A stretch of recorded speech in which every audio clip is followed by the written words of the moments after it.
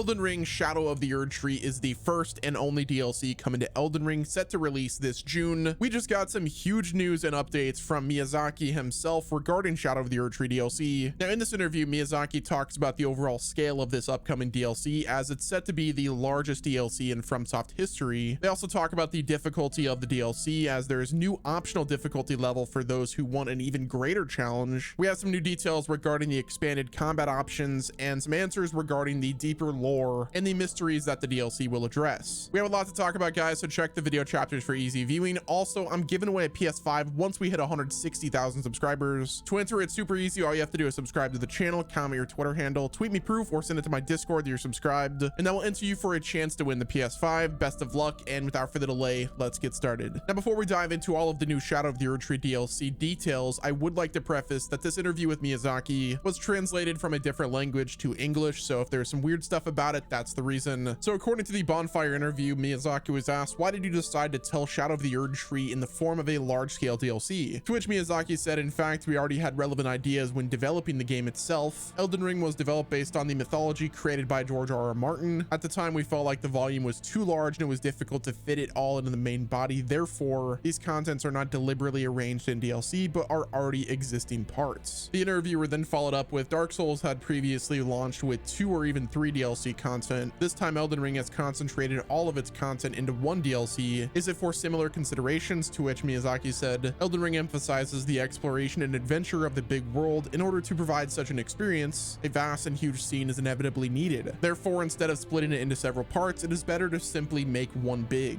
If they were sold separately, the freedom of exploration and sense of adventure would be reduced. The interviewer then said, it's been more than 2 years since the original content for the game was released, and many players' levels and equipment have already been formed. So how should the enemy strength and difficulty in the DLC be balanced? To which Miyazaki said, the difficulty of the DLC is probably equivalent to the level of the second half of the main game, because players will have to be Radahn and Mohg Lord of Blood. At that time, players should have a certain understanding of the game. Generally speaking, since it is the second half, the difficulty is relatively high. We also introduced a new level element in the DLC, allowing you to freely choose the challenge intensity. For example, if the player's level in the main body is already very high, he could choose to turn off growth and not upgrade this new attribute to challenge the enemy. But if he feels that it's already difficult for him, he can continue to improve the new attributes and character strength. Now, the interviewer then asked the question, what impact will new weapons and new magic have on the game? Miyazaki said, the DLC adds many new weapons, new combat skills, and new spells. In terms of weapon types alone, 8 new categories have been added. Even players who are already proficient in the main content will definitely be able to get a new gaming experience and develop new tactics. Of course, these new elements are not limited to the DLC and can be brought to the main game. Interested players can try to challenge the original boss with the new weapons, which honestly, I think that sounds exciting. Just having new weapons added to the game and then being able to take those from the DLC to the main game would add a new level of replayability for the second half of Elden Ring. The interviewer then asked the question, does the DLC have 2 goals? Miyazaki responded, in fact, it is similar to the main body. Entering the DLC during the second round of the main body is equivalent to the difficulty level of the second round of the DLC. Of course, there will also be many hidden elements. Perhaps content that was not discovered in the first half will give you new experiences in the second half. It was then asked the question, how long is the duration of the DLC, and do you recommend that players give priority to completing the main story or experiencing the DLC first? Miyazaki responded, I feel that my answer to the question of duration is not appropriate. Before the release of Elden Ring, I revealed in an interview that it would take about 30 hours to complete the game, but after its release, everyone said that I was lying. In fact, not enough at all. As developers, we will definitely continue to experience the game. We are too skilled, so the duration has no reference value. As for the order of play, everyone can play according to their preferences. There's no strict order. If anything, we recommend starting to experience the DLC after playing the second half of this chapter, and then returning to this chapter to complete the game, because if you clear this chapter first, you will go directly to the second chapter, and there's no way to directly connect to the DLC. So moving right along, we have some new details regarding the DLC plot in this interview. The first question was, will this DLC resolve any plot concerns, or will it bring new content worthy of discussion? To which Miyazaki responded, some of the mysteries left behind by the main body will be answered. As for whether it will bring more new pitfalls on this basis, I cannot guarantee that. Overall, through DLC, we will have a deeper understanding of the worldview and game story. The interviewer then followed up with the launch of the DLC content. Will the story of the main game be reorganized and updated? To which Miyazaki simply said, no. Just like our other games, my idea is that the story part is expected to be completed by the players themselves. The player's own gameplay was also a part of the story, so the story of the main game will not be adjusted through DLC. DLC. Of course, if there will be obvious bugs, they will be fixed, but there will not be any changes to the game's plot. It was then asked in the concept drawing of Shadow of the Erdtree, there are many things similar to curtains appearing in the background of the Erdtree. What are the meanings of these curtains? At the end of the promotional video with Mikula raising their hand, why did these curtains disappear again? Miyazaki responded, we hope to make players feel that the land of shadows and the lands between are physically separated in sealed worlds. As for the part where the curtains disappear, it is not convenient to reveal it yet. It can be said that the reason why the broken Erdtree in the picture is designed in this way is to present the look and feel of, quote, this is a world where the will is distorted and gradually collapses. It was then asked, will there be new forces appearing in the DLC? Do factions in this article still have influence in the land of shadows? Miyazaki responded, it depends on how you define power. Of course, there will be new groups, and on this basis, some of the organizations in this article will be further completed. There was then a follow-up with, are there NPC characters that we are familiar with? Will the new characters in the DLC return to the main game? Miyazaki responded, there will be new characters that are independent of this chapter, but generally NPCs that appear directly will not return to this chapter. The reason is that if it is designed like this, there may be situations where the player kills the NPC in this chapter, resulting in him/her not appearing in the DLC story. Of course, some characters that we know indirectly will definitely appear throughout the story. Now, this is where things get pretty interesting. The question was asked, will the ending chosen by the player in the main story have a different impact on the narrative of the DLC? Does the DLC have multiple endings? To which Mikula responded, DLC is an independent existence, so the player's choice will not affect the DLC story. As for the ending, there's actually no so-called end or end, of course. The DLC will not have as many endings as the main body, but players will still have to face some choices during the game. Now, this is when the interviewer asked questions regarding the future of Elden Ring. For instance, is Shadow of the Erdtree the only DLC for Elden Ring? And if not, are there any other arrangements that can be discussed? Obviously, we know Elden Ring Shadow of the Erdtree is the one and only DLC coming to the game that is paid. Miyazaki said, we have no plans to add more content to Elden Ring, but it has not been decided whether the entire story of Elden Ring will be the focus. From Software's style of doing things is that it generally does not allow the future of an IP to be easily locked in, but it is better to leave some possibilities. But as far as Shadow of the Erdtree is concerned, it is the only DLC. It was then asked, since we talked about future possibilities as far as you are concerned, if there is a next game, what stories would you like to tell? Miyazaki said, it's hard to answer this question because of my identity. If I talk about it now, it will be spoilers. In addition, my habit of making games is to think and create at the same time. There are too many variables at this stage, so I can't give too much of an answer. And next up, I'd like to talk about when are we going to get the next big reveal for Elden Ring Shadow of the Erdtree. Obviously, we had the one trailer that revealed a ton of new details for Shadow of the Erdtree and just gave us some gameplay glimpse, some bosses we'll be fighting. But the question is, when are we going to be getting the next trailer or the next gameplay reveal for Shadow of the Erdtree? With the official release date being at the end of June and the summer showcase is happening in early June, I think it's safe to assume that we're going to be getting a big reveal happening in early June. Most likely during either Summer Game Fest hosted by Jeff Keighley, who, if you guys didn't know, Jeff was actually the one that got the exclusive for the reveal of Elden Ring's base game during the Game Awards. So it only makes sense for Summer Game Fest to have an exclusive during that event. Now, it could be during a Bandai Namco showcase, or perhaps even the Xbox Game Showcase that'll take place on June 9th. There's a ton of possibilities on when this game could get revealed next. Either way, I'm excited to see what they do, as whenever it comes to the marketing for Elden Ring, like, the marketing has been insane so far, and I've got a feeling that they're just getting started. So I'm sure that we could expect a ton of new details as the days and weeks go by, because again, we are just 1 month away from Shadow of the Erdtree dropping. But that's gonna wrap it up with today's video, guys. Let me know what your thoughts are on Shadow of the Erdtree. Did this interview give you the information you needed to possibly secure your pre-order or just your purchase of the game? If you enjoyed this video and my coverage of Elden Ring, do me a favor, hit the like button, subscribe to the channel with your notifications turned on so you're not missing out on any future gaming news. And until next time, this has been Wes, and I'll talk to you guys in the next video.